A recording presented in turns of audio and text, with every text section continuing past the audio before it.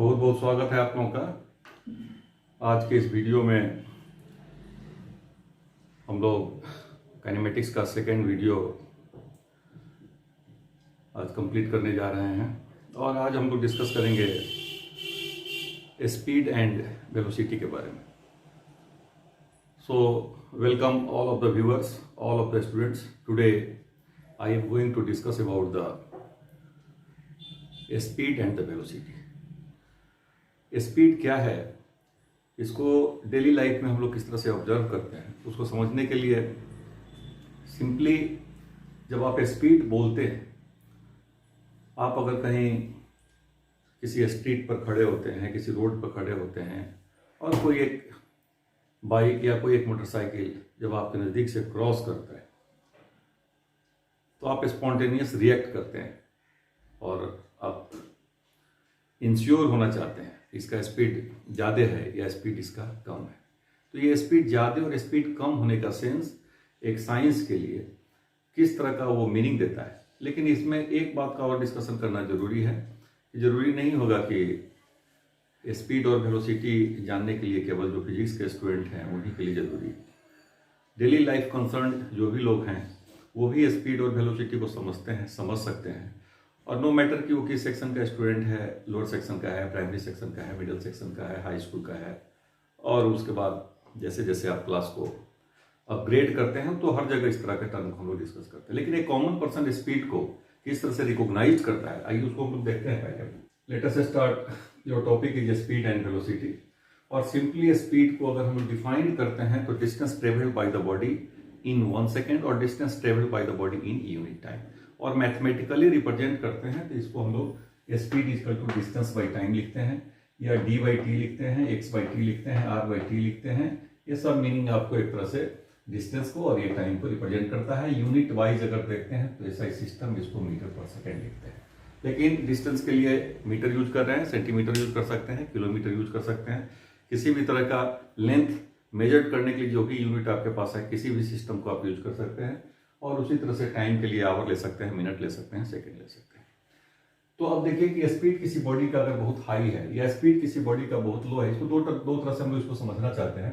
कि जैसे मान लिया कि कोई ये डिस्टेंस लिया हुआ है और ये डिस्टेंस हम लोग अगर रिप्रेजेंट 10 मीटर से करते हैं तो यहां से यहां तक आने के लिए अगर कोई टाइम t इक्वल टू अगर 1 सेकेंड हम लोग देखते हैं कि ये है, तो 1 सेकेंड में किसी ऑब्जेक्ट का जो डिस्टेंस ट्रेवल किया हुआ है वो 10 मीटर है।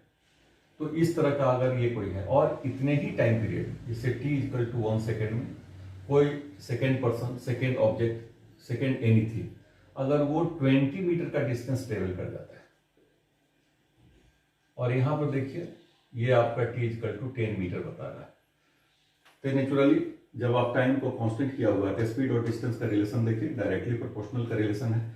यानी पर सेकेंड कोई भी ऑब्जेक्ट अगर डिस्टेंस रिलेटिवली अगर ग्रेटर डिस्टेंस ट्रेवल कर रहा है तो उसको हम लोग बोलते हैं कि इस बॉडी का स्पीड ज्यादा है। तो ये ज्यादा स्पीड होने का मतलब है जैसे ये बॉडी बी है और ये बॉडी ए है, तो इस बॉडी बी का जो स्पीड है, speed of the body B is greater than the speed of the body A, because in the same interval of time the distance travelled by the body A equal to 10 metre and the distance travelled by the body b equal to 20 metre. ये आपको represent करेगा as according to this कि ये जो speed है body का ये कितना है, तो ये ग्रेटर है। एक तो आप ऐसे समझते हैं कि ये किसी फिक्स टाइम में, या फॉर एग्जांपल अगर 1 सेकेंड का ड्यूरेशन ऑफ टाइम लेते हैं और उसमें कोई 10 metre, 20 metre, 30 metre, 40 metre, 50 metre, तो इस सर्टेन टाइम में अगर कोई जितना ज्यादा से ज्यादा डिस्टेंस ट्रेवल करेगा उस बॉडी का स्पीड ज्यादा होगा रिलेटिवली जो दूसरे ऑब्जेक्ट्स हैं, दूसरे बॉडीज हैं।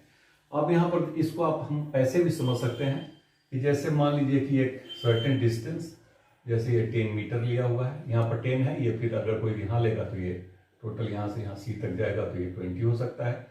ये ऑब्जेक्ट सॉरी ये आप यहाँ ए रिप्रेजेंट किया है तो इसको हम लोग एक्स वाई जेड ले सकते हैं। अब मान लिया फिर से एक वैल्यू को कंसिडर करते हैं और ये एक distance D equal to 10 metre लिया हुआ है, फिर से 10 मीटर लिया हुआ है। अब हम लोग टाइम को चेंज कर देते हैं, डिस्टेंस को फिक्स रखा हुआ है।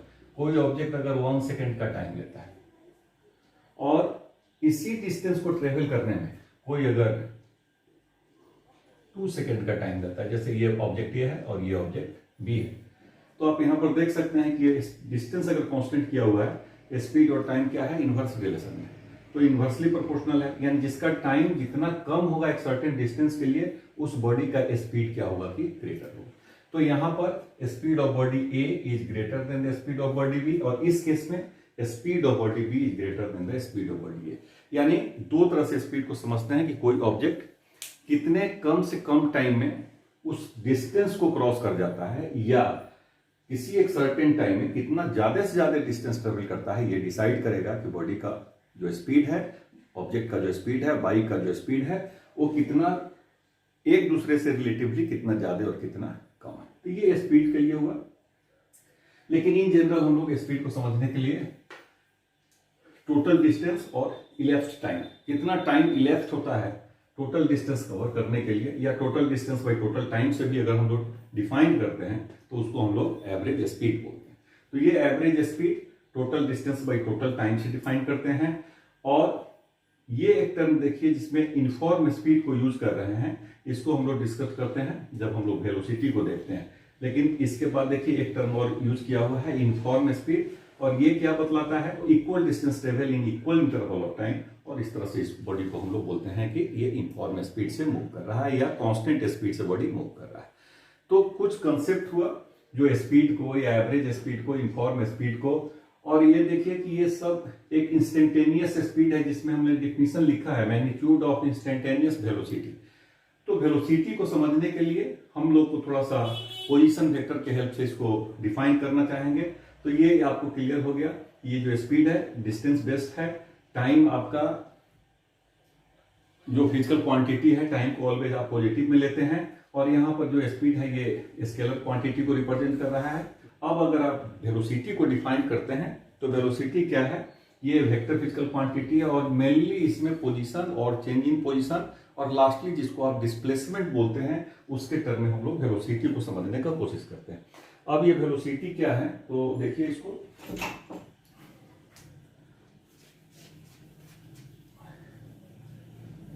तो सबसे पहले यहां देखिए कि जब वेलोसिटी आप लेते हैं, एक पाथ को हम लोग कंसीडर किया हुआ है, और किसी एक सर्टेन पॉइंट पर पॉइंट पी है जिसको 3 डिफरेंट कोऑर्डिनेट्स में रिप्रेजेंट किया हुआ है, और इसको म्यूचुअली 3 परपेंडिकुलर एक्सिस से जो कोऑर्डिनेट सिस्टम है डिफरेंट एक्सिस से उसको रिप्रेजेंट किया हुआ है। पॉइंट पी है जो स्मॉल एक्स, वाई और जेड से इसको हम लोग रिप्रेजेंट करते हैं, और ये जो आर है इसको हम लोग पोजीशन वेक्टर बोलते हैं। यानी किसी ओरिजिन से अगर किसी पॉइंट को रिप्रेजेंट करते हैं और उसको 3 डायमेंशनल एक्सिस पर अगर रिप्रेजेंट करते हैं, 3 डायमेंशनल डायरेक्शन में रिप्रेजेंट करते हैं, तो उसको हम लोग एक्स वाई जेड से रिप्रेजेंट करते हैं। और ये रिप्रेजेंट करने का प्रोसेस हुआ जहां पर आई जे के कार्टेशियन यूनिट वेक्टर्स है। यूनिट वेक्टर्स जैसे का मैग्नीट्यूड आप जानते हैं कि 1 लेते हैं, but there is the direction in the unit vector. तो ये एक्स डायरेक्शन और वाई और जेड के लिए कॉरस्पॉन्डिंगली हम लोग आई जे और के से इसको हम लोग रिप्रेजेंट किया हुआ है। अब इसमें हम लोग एक दूसरे फिगर को कंसीडर कर रहे हैं कि किसी time t equal to t1 में कोई बॉडी आपका कहां पर है, कोई ऑब्जेक्ट कहां पर है, तो पॉइंट ए पर है, और ये देखिए कि ये ट्रेवल कर रहा है, और t equal to t2 time के बाद अगर देखते हैं तो वो ऑब्जेक्ट अब आपका पॉइंट बी पर है। इसका अर्थ है कि ये जो पोजीशन है इसको हम लोग ने r1 से रिप्रेजेंट किया है, दूसरा देखिए इसको r2 से रिप्रेजेंट किया है।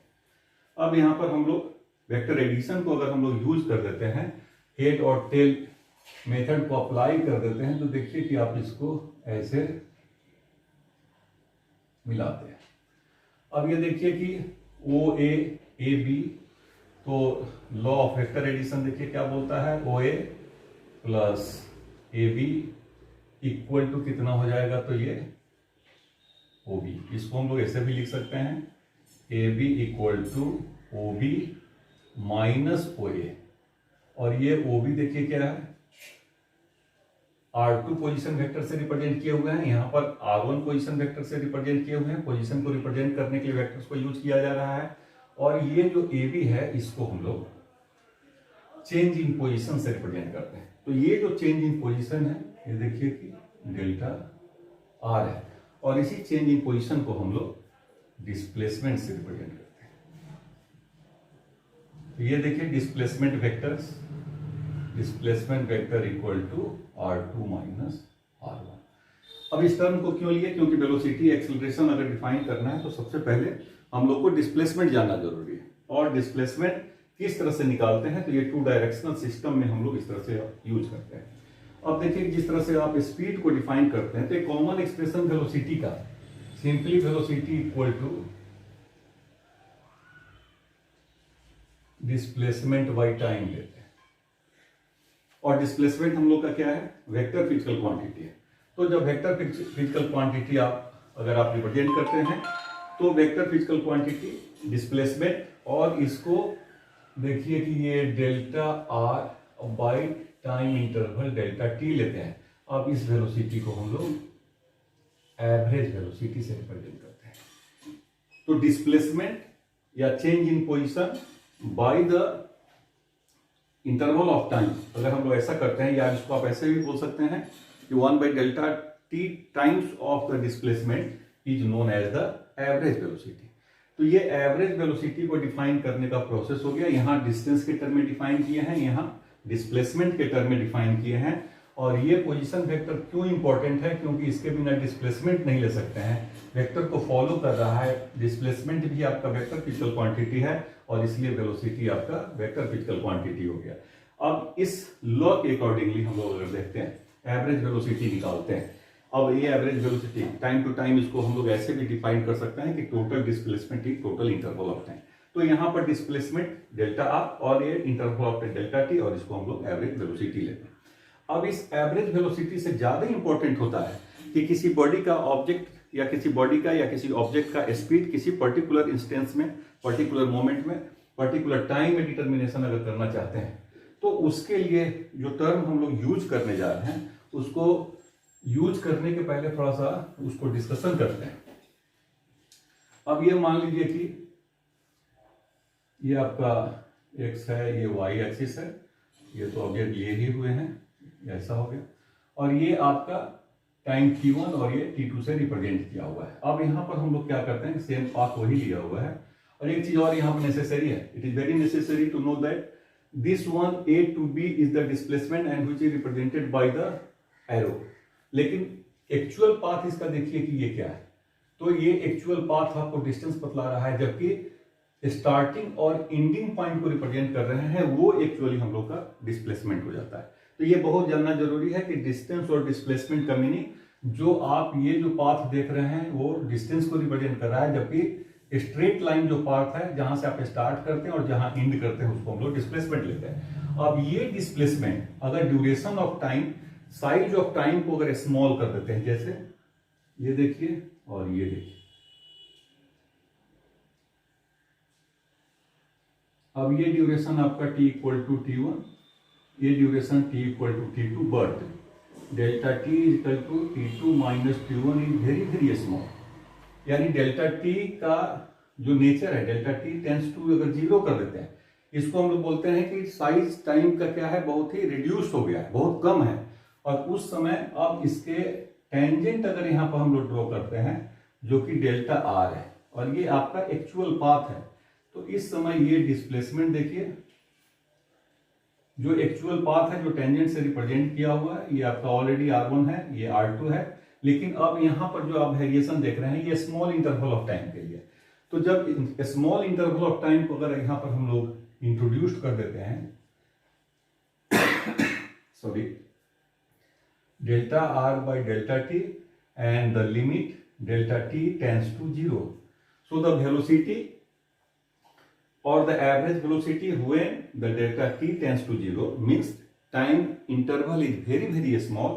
At that moment the velocity at the particular moment, velocity at the particular instant, velocity at the particular point is known as the instantaneous velocity, sometimes also written as v instantaneous equal to delta r by delta t। इसको हम लोग instantaneous velocity बोलते हैं। और ये magnitude of instantaneous velocity लेंगे, जिसको magnitude of instantaneous velocity जिसको कि आप इंस्टेंटेनियस स्पीड बोलते हैं। और ये इंस्टेंटेनियस स्पीड बोलने का मतलब जब आप स्पीड बोलते हैं तो इंस्टेंटेनियस स्पीड बोलते हैं, जो कि एक तरह से मैग्नीट्यूड किसका है, तो इंस्टेंटेनियस वेलोसिटी का। तो इसका अर्थ है कि स्पीड जब भी हम लोग कहीं यूज करते हैं तो वो वेलोसिटी का मैग्नीट्यूड ही होता है, और उस तरह से हम लोग इसको डिफाइन करते हैं। अब ये जितने टर्म को यहाँ पर डिफाइन किए हैं, जैसे ये एवरेज वेलोसिटी डिफाइन किया है, total displacement, time elapsed, velocity instantaneous अगर करते हैं तो velocity instantaneous, rate of change of displacement if delta T tends to zero, delta T approaches to zero at this moment, this velocity is known as the instantaneous velocity। and as similar है, अगर आप uniform velocity को define करते हैं, uniform velocity को define करते हैं तो ये आपका equal displacement y equal interval of time बोलते हैं। एक तरह से यूनिफॉर्म वेलोसिटी अगर है, बॉडी का वेलोसिटी अगर यूनिफॉर्म है तो उसको हम लोग यूनिफॉर्म मोशन भी बोलते हैं। So a body is said to be in the uniform motion if the velocity of the body is taken as the constant और speed of the body is also taken as the constant value. तो ये आपका uniform velocity को define करने के लिए हम लोग इस तरह के कुछ टर्म्स को यूज करते हैं। इंस्टेंटेनियस वेलोसिटी को करते हैं, एवरेज को करते हैं। एवरेज स्पीड और एवरेज वेलोसिटी को डिफाइन करने के लिए हम लोग उसको इन जनरल एवरेज स्पीड अगर लेते हैं तो ये अब आपका देखिए क्या हो जाता है, ये average speed, total distance means d1 plus d2, total time means t1 plus t2। अब ये हम लोग इस तरह से इस फॉर्मूला का यूज करकर डिफरेंट न्यूमेरिकल्स को डिफरेंट प्रॉब्लम को सॉल्व करते हैं। एक बार फिर से हम लोग थोड़ा सा बैक होते हैं यहाँ पर। अब ये देखिए कि जब आप 3 डायमेंशनल रिप्रेजेंटेशन में अगर आप जाते हैं तो ये आप इंस्टेंटेनियस वेलोसिटी को जो हम लोगों ने लिखा है, अब इसको एक बार फिर से देखिए, v instantaneous equal to delta r by delta t where delta t tends to zero, और डेरिवेटिव्स के फॉर्म में जब लिखते हैं तो ये dr बाई dt, ये v इंस्टेंटेनियस ये रिप्रेजेंट करने का प्रोसेस है।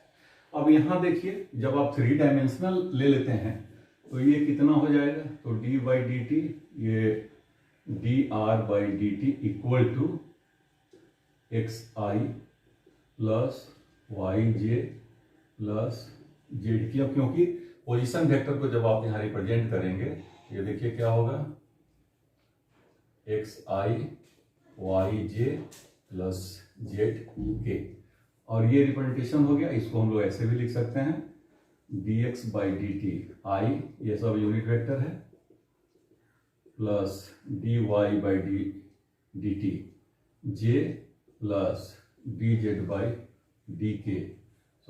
dt इक्वल टू k, और ये dx बाई dt को आप रिप्रेजेंट कर सकते हैं vxi vyj plus vz k, और ये हो गया आपका सिंपली वेलोसिटी।